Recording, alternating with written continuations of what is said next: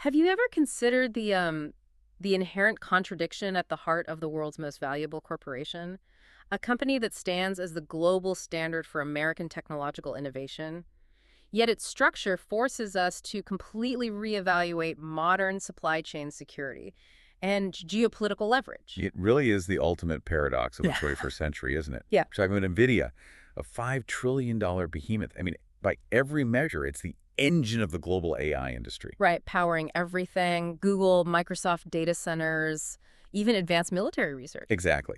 But despite this, colossal market value, the foundational leadership of this company, Mhm. it's dependent on materials controlled by a direct geopolitical rival. Okay, let's unpack this because we're witnessing a critical vulnerability beneath this image of technological dominance. This is really about the high-stakes confrontation over silicon and rare earth elements, a fight that could seriously derail the entire global AI race. What's fascinating here, and maybe a bit scary, is that American tech leadership is currently tethered directly to decisions made in Beijing. We've looked at the material outlining this precise dependency, this 21st century reality, and the calculated risk China is taking by, well, flexing its control over these essential industrial inputs. The scale of that dependency it's hard to grasp. Analysis suggests more than 90%. Over 90% of all critical components for NVIDIA's top graphics processors are tied, directly or indirectly, to China's industrial base. So the question is, what does that 90% dependency practically look like on the factory floor? Well, it's not just about labor or cheap assembly, it's about irreplaceable raw materials. The dependency centers on specialized inputs, primarily rare earth elements. Think neodymium, dysprosium. Ah, the ones you absolutely need for the high-efficiency semiconductors. Precisely. The materials that make NVIDIA chips so incredibly fast and powerful, and it doesn't stop there. You also have specialized metal alloys for advanced cooling systems, critical optical and ceramic substrates, too. And these all flow through global supply chains. Highly integrated chains, yeah. Often routed via manufacturing hubs like Taiwan and Singapore, but the origin, the refining capacity, overwhelmingly China. So you essentially have an American technological Goliath whose core strength relies on critical resources controlled by a competitor nation. That really frames the paradox, doesn't it?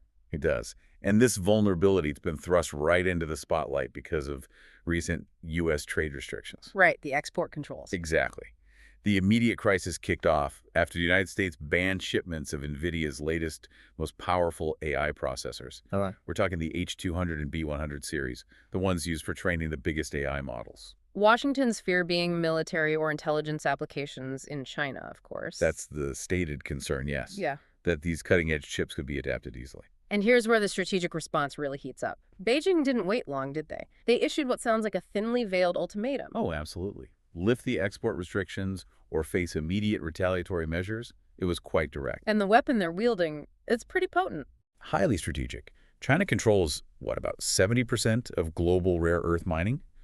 And even more critically, over 80% of the processing needed to make those raw materials usable in high-tech manufacturing. That processing step is key. It's the bottleneck. And the analysis indicates China has already drafted a decree to sharply limit exports of these crucial rare earth minerals. And specialized tech components, too, aimed right at American manufacturers, specifically targeting Nvidia, Intel, and AMD. Just to underline the severity here, without these specific materials, a manufacturer simply cannot produce a modern GPU, or a laser radar system, or even core parts for advanced electric motors. Correct. This isn't just some economic bargaining chip. It's a fundamental constraint. And Beijing knows this is its greatest tool of pressure right now. So the focus in Washington, in those high-level meetings, must have immediately gone to, what's the timeline? What happens if China actually pulls the plug? That was exactly the question. What is the real-world timeline if China executes this cutoff? And the answer that came back was, well, sobering seems like an understatement. Production at NVIDIA's assembly facilities could face a complete halt. Within 3 weeks. 3 weeks, without the necessary Chinese magnets, ceramic substrates, chemical reagents. Yeah. The assembly line just stops dead. Yeah.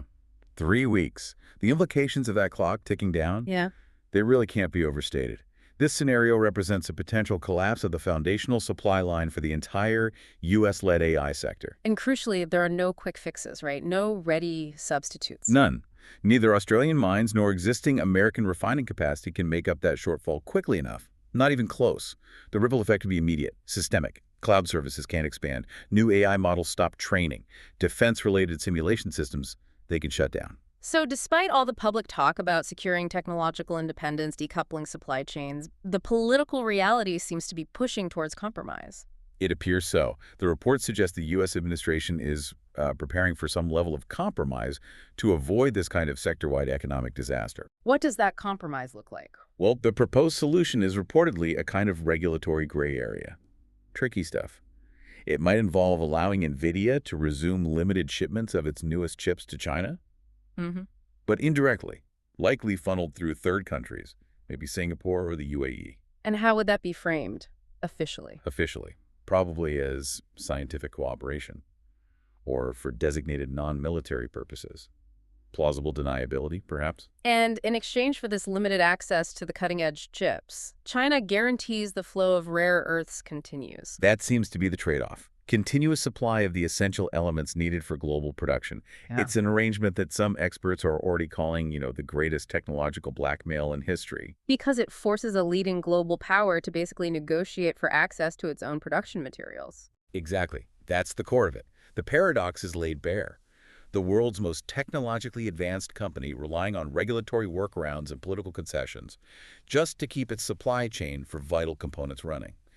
All because a strategic competitor holds the keys to the raw resources. Okay, let's shift perspective for a moment. What's Beijing's view, their long game? Well, if you look at Chinese state media, the narrative frames the U.S. restrictions as, quote, technological hypocrisy. Arguing Washington is provoking the crisis, trying to monopolize the AI market. That's the line, yes, that the U.S. is trying to lock everyone else out. And their strategic plan for sovereignty, for independence, it's ambitious. How ambitious. Chinese industry analysts seem confident they can develop domestic Nvidia equivalents within, say, 2 years. They're relying on state-supported architectures, Huawei's Ascend, Cambricon, those platforms. Are they actually equivalent now? No, currently they're inferior in raw performance, definitely lagging. But the political will and, crucially, the financial commitment are substantial. The trend is clear. And that trajectory points towards a specific goal. A very clear stated goal. China aims to systematically push American technologies out of its domestic market entirely by 2027. And this isn't just talk. It's backed by massive state funds being set up in tech hubs like Shenzhen, specifically to aggressively boost national chip developers. So the fallout is already being felt across the ecosystem. Oh, yes. Major equipment manufacturers, TSMC, ASML, they're reportedly reviewing delivery schedules for Nvidia and other U.S. firms. They're worried, understandably, that they could get caught in the crossfire of future Chinese sanctions. Which must be creating immense internal pressure within Nvidia itself. Absolutely. It's fueling internal discussions, serious ones about maybe relocating massive assembly capacity out of Asia, looking at places like India or Vietnam. But that kind of relocation, that's a monumental task, isn't it? Huge. Estimates suggest it would take at least 18 to 24 months, maybe longer, and cost hundreds of billions in new investment. And all that time, the global AI race wouldn't just pause, it would continue, potentially without Nvidia operating at full capacity. So if we try to synthesize all this, Mhm. what does it really mean? The company that represents the pinnacle of technological progress, it's effectively become a hostage. A hostage in a new kind of Cold War. A conflict fought not over territory or oil, but over silicon, over rare earth elements. And connecting this to the bigger picture, the higher NVIDIA's valuation climbs, the greater the potential fall, the greater the exposure if China decides to pull that invisible lever. Precisely. As many observers, even in Washington, are now starting to admit, this vulnerability suggests the illusion of unchallenged American technological superiority. Well, it's rapidly collapsing, which raises a really important question for you, the listener, to consider. If the outcome of these very sensitive negotiations determines the immediate future of the global AI market, and if this technological leader, Nvidia, is forced to slow down production, maybe delay innovation, does that create an unexpected opening? A window for other global players, maybe ones currently seen as lagging behind, to actually seize a critical lead in the artificial intelligence race. That's a fascinating dynamic, something definitely worth exploring on your own time.